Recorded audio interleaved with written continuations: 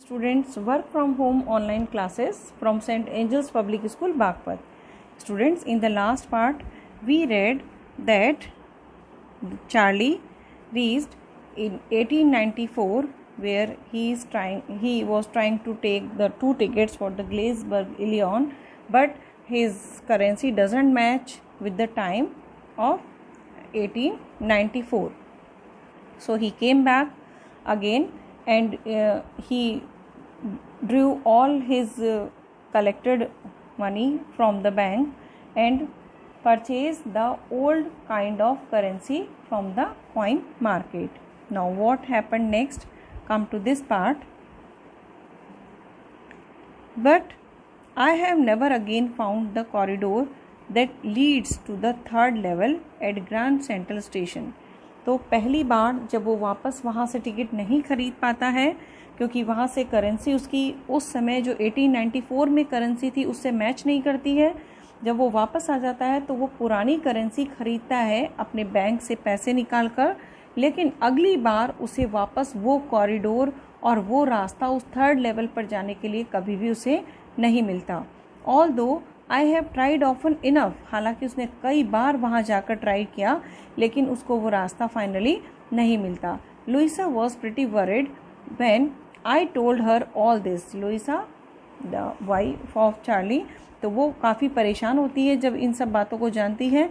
And didn't want me to look for the 3rd level any more, अब वो नहीं चाहती कि मैं और 3rd लेवल वहाँ जाऊँ और मैं वहाँ पर जाकर 3rd लेवल में ढूंढूँ।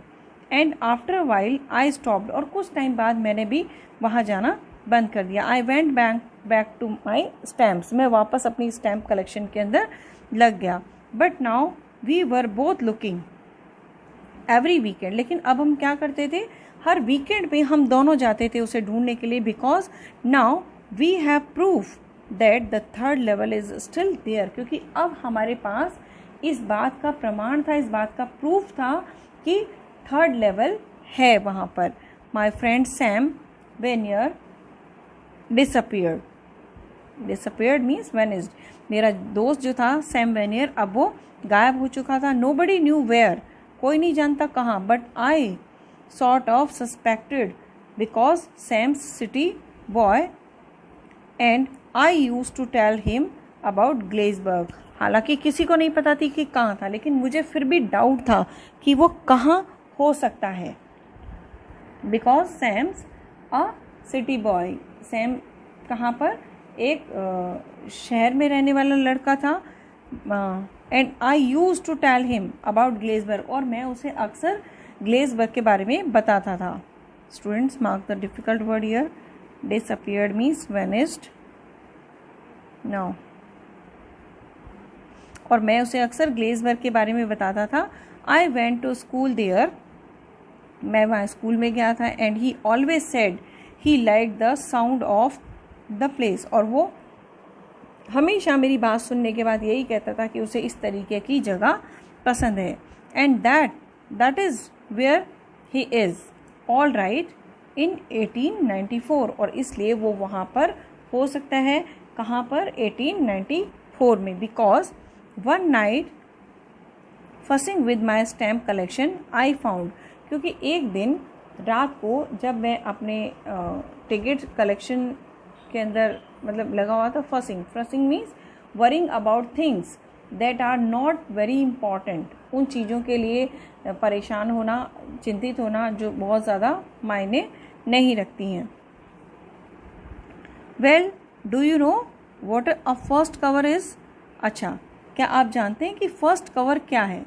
When a new stamp is issued stamp collectors buy some, क्या होता है कि जैसे ही नई स्टैम्प आती है तो जो स्टैम्प कलेक्शन की हैबिट रखते हैं या जिनकी हॉबी है स्टैम्प्स कलेक्ट करना, वो क्या करते हैं, कुछ स्टैम्प्स खरीद लेते हैं, then and used them to mail envelope to themselves on very first day of sale, और जिस दिन पहली बार वो बिक रही होती उसी दिन वो एनवलप पर उसको यूज़ कर लेते हैं, लगा लेते हैं। And the postmark prove the date, और उसके ऊपर स्टैम्प पर फिर वो जो पोस्ट मार्क लगता है, पोस्ट की जो स्टैंप लगती है वो बिल्कुल डेट का प्रूफ होती है कि हाँ इसी दिन ये इशू किया गया था ये टिकट, और उसी दिन जो टिकट कलेक्ट करने वाले हैं उन्होंने उसको परचेज करके यूज़ किया। The envelope is called a first day cover, और ऐसा एनवलप जो है फर्स्ट डे कवर कहलाता है। दे आर नेवर ओपन, उनको कभी नहीं खोला जाता है। You just put blank paper in the envelope, क्योंकि उसके अंदर सिर्फ एक ब्लैंक पेपर रखा जाता है। That night among my oldest first day cover I found one that shouldn't have been there, और उस दिन रात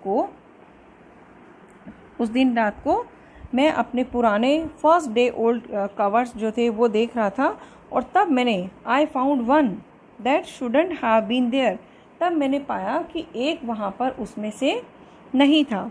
बट देयर इट वॉज, लेकिन कहाँ था? इट वॉज देयर बिकॉज, ये वहीं था, because someone had mailed it to my grandfather at his home in Galesburg, क्योंकि किसी ने इसको मेरे ग्रैंडफादर के यहाँ पोस्ट कर दिया था, मेरे ग्रैंडफादर के यहाँ इसको पोस्ट कर दिया था ग्लेसबर्ग में। That is what the address on the envelope said, और यही उस एड्रेस जो एनवलप पे एड्रेस लिखा हुआ था उससे यही पता चल रहा था कि किसी ने ये ग्लेसबर्ग मेरे ग्रैंडफादर, जहाँ मेरे ग्रैंडफादर रहते थे वहाँ पर मेल कर दिया था।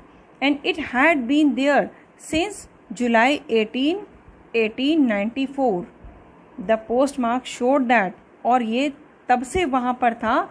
कौन सी डेट से? 18 जुलाई 1894, क्योंकि इस पे लगी हुई स्टैम्प से ये डेट जो थी वो कंफर्म हो रही थी। Yet I didn't remember it at all, हालांकि मुझे ये बिल्कुल याद नहीं था। The stamp was a 6 cent, वो स्टैम्प जो थी 6 सेंट की मैंने ख़रीदी, डल ब्राउन कलर की थी, with a picture of President Garfield, और इसके ऊपर ग्लेयरफील्ड जो प्रेसिडेंट थे उस समय के, उनका पिक्चर बना हुआ था। Naturally when the envelope came to granddad in the mail, it went right into the collection and stayed there. हो सकता है नेचुरली, ये स्वाभाविक था कि जैसे एनवलप आया होगा तो मेरे ग्रैंडफादर ने उसको सीधा जो उनकी कलेक्शन थी उसके अंदर रख दिया, और जब से ये वहीं था till I took it out and open it, तब तक ये वहीं था जब तक कि मैंने इसे निकाला नहीं और मैंने इसे खोला नहीं। The paper inside wasn't blank, लेकिन इसके अंदर का जो पेपर था वो ब्लैंक नहीं था। क्या था फिर उसके ऊपर? Now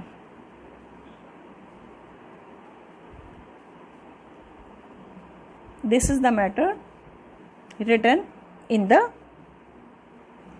paper 941 Wiffeld Street, Leesburg, Illinois, July 18, 1894. Charlie, I got to wishing that you were right. मतलब मैं कहना चाहता हूँ कि तुम बिल्कुल सही थे।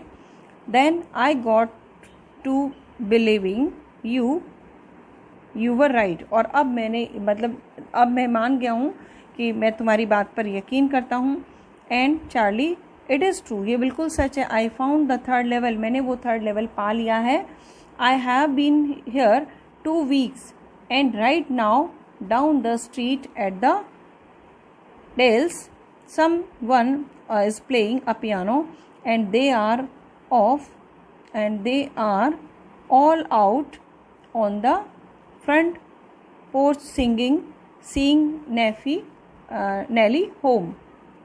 Then he said कि अभी मैं यहीं पे हूँ, है ना, ग्लेसबर्ग में, और यहाँ से अब मैं नीचे की तरफ जा रहा हूँ जहाँ पर कुछ लोग पियानो बजाकर seeing Nellie home the song ये गा रहे हैं। And I am invited over for lemonade, और वहाँ पर मुझे लेमनॉर्ड के लिए इन्वाइट किया गया है।